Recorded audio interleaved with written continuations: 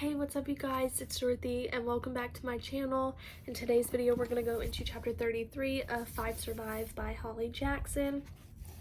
Things are getting very intense, and we're about to find out whether they voted for Red to die or live. So let's get right into this video. This video may contain sensitive topics and foul language. If you do not wish to continue, please click off the video now. You have been warned. No. Oliver crumpled the piece of paper in his fist. That crushing weight lifted from Red's chest just a little. She could breathe again, and she did. No. The final vote was no. 3 no's, 2 yes, which meant they weren't going to kick her off the RV. They weren't going to send her out to her death. She was alive. Arthur sighed, closing his eyes. Maddie clasped her hands to the cheeks, bottom lip threatening to go. Simon nodded, his mouth tight, and Raina looked up at the ceiling, stretching out her neck. Oliver kept the vote in his hand, fist tightening around it, crushing it. Something curdled in Red's gut. Beside the cool rush of relief, something hot and unwelcome. 2 people voted for her to die. Oliver, she expected. It was his idea after all. But of the 4 left, Maddie, Arthur, Raina, and Simon, no one of them voted for her to go. That hurt more than she could say, twisting through her insides, the feeling making itself home. There beside the guilt and the shame, those hot red feelings. What was worse, knowing or never knowing who it was? Thank God, Maddie exhaled, rushing forward past the others. She stepped up to Red and wrapped her in a tight hug, trapping Red's arms by her sides. Thank God, she said again, pressing her cheek against Red's, not letting go. Red could feel her heart, too, wing beat fast in her chest. It's okay, Red said to Maddie, finally pulled away. I'm fine. Maddie stood back and studied her face, eyes brimming with the threat of tears. You sure? She asked. No, Red wasn't fine at all.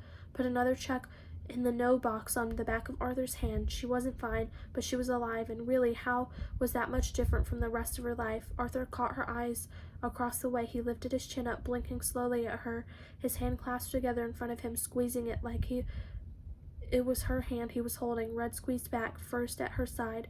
What do we do now? Simon asked, speaking into the emptiness of the RV. Only their breathing and the swirl of ever-present static. No one answered. No one knew how to, especially not Red. Should she thank them for not sending her out? Was that what everyone else was waiting for? Thank 3 of them at least? How was she ever going to stop thinking about that? Red pressed her elbows into the counter and leaned into them, taking the weight off her feet. Fuck, she was tired and bone scared. And would this terrible night ever end? Oliver blew out a mouthful of air, cheeks ticking at his mouth flickered. He turned, collecting the unfolded votes from the table, dropping them back one by one into the bowl. 2 yes, 3 no. Had been close. What if just one more person had turned? Oliver picked up the bowl and walked toward the kitchen counter toward Red. He placed the bowl down, skidding around its lower rim, the ceramic clattering against the surface before it came to a final stop. Red watched it, and then she watched him. He glanced up, then meeting her eyes, dark shadows across him. I'm sorry, Red, Oliver said, voice too flat, too normal, in the most unnormal time and place. It happened so fast. Oliver lunged at her, arms cooling around her waist, iron tight, pinning down her arms. Oliver, no, Red screamed. He lifted her to her feet, body braced against as he stumbled toward the front door. No, Maddie screeched, inhuman, the sound curling in and out of Red's ears as she withered in Oliver's grip. She couldn't move her arms, but she kicked out, trying to catch the wall to push back against him. Her feet slipped off. Oliver stretched out one arm, slamming his elbow down against the handle and kicking the door open. Oliver, don't! Arthur's voice roared. Footsteps crashing, screams. RV shook, but it was too late. The door was open into the wide open nothing of outside, the black night ready and waiting. Oliver's arms were crushing her, and then they weren't. He let go, Red shoving her forward through the open door. Red landed on one angle of the steps.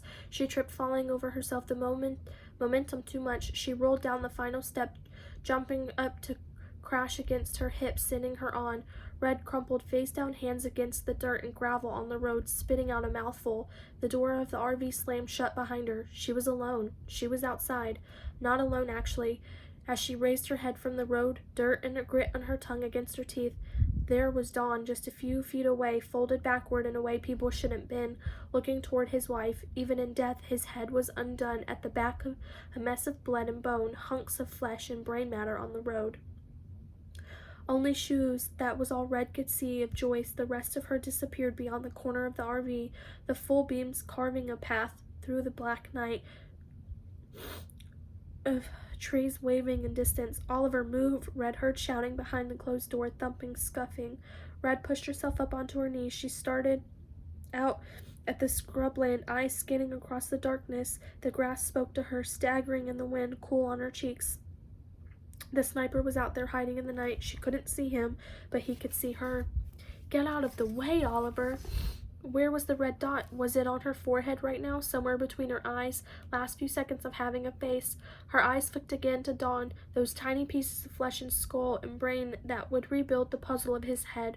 Which part of the brain was it? The part that told you where to put down your keys or your phone? Red must have already been missing that part. And where were those red feelings kept, the guilt and shame? Red hoped these would be the first to blow apart, leave her with some of good fragments, the better memories. She waited for the crack, the last sound she'd hear. There would be no volley of rifle shots at her funeral, no bagpipes weeping Amazing Grace. Simon, help me! Her knees were against the road, the sweat clawing smell of gasoline soaking through. No, no, she couldn't die like this, on her knees like Mom, knowing it was coming. She tried to push up, but all the strength was gone from her, all the fight crashing back down. Red glanced down at her legs. They weren't working, and then she saw it, the red dot circling there on her chest, riding up and down the lines of her checkered shirt, hiding in the frame of her buttons. This was it. Soon there'd be a hole there instead, where her heart used to be. This was it. Red closed her eyes. What thought should be her last? The same as her mom's, anger, hate, replaying the last fight with everything ended, so she lived for an eternity in that horrible moment, stuck in the loop. Mom died and she took everything with her. How could she do that to Red? Mom died on her knees and it was all Red's fault, and Red was going to die on her knees and it was all Mom's fault. Blame enough to go around, doubling and doubling until there was too much and Red couldn't bear it anymore.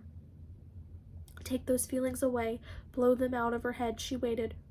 Red opened her eyes just as the dark outside as it was in. It had already been too long, lifetimes and seconds, but it had been more than seconds, hadn't it? It had been minutes now. Why hadn't he taken the shot? The red dot was right there on her chest, ready. Why is she still alive? Pounding in her ears. But it wasn't her heart. It was coming from the RV behind, screams and shouts and crashing, and the sound of the door flying open, whacking against the metal sheeting. 3 footsteps. Arms around her waist, locking up. I've got you, Red, Arthur said in her ear, hoisting her to her feet, dragging her back up the steps. Her body pressed against the red dot, slipped off her chest, down one leg and disappeared into the night. Arthur tripped on one top step, legs skating on the floor to pull them back inside the RV, fingers imprinting between Red's ribs as he dragged her. Maddie, the door, he shouted in Red's ear. Maddie jumped over them on the floor, darting forward to snatch the t-shirt rope tied to the door. She heaved it, grabbing the handle, and swung it back within reach. The door slammed shut. Red collapsed back against Arthur, looking down, searching her chest for the red dot, for a hole, for a burble of blood. Someone was screaming. It was her. That is the end of that chapter. I will see you guys in the next video for chapter 34. Man, that one got me a little emotional because I thought she was gonna die. That would have been a really bad way to die, like your best friend's brother throws you out and gets you killed because of it. Like, oh man, and I'm pregnant, so this emotional mess. Anyway, I will see you guys in the next video. Bye.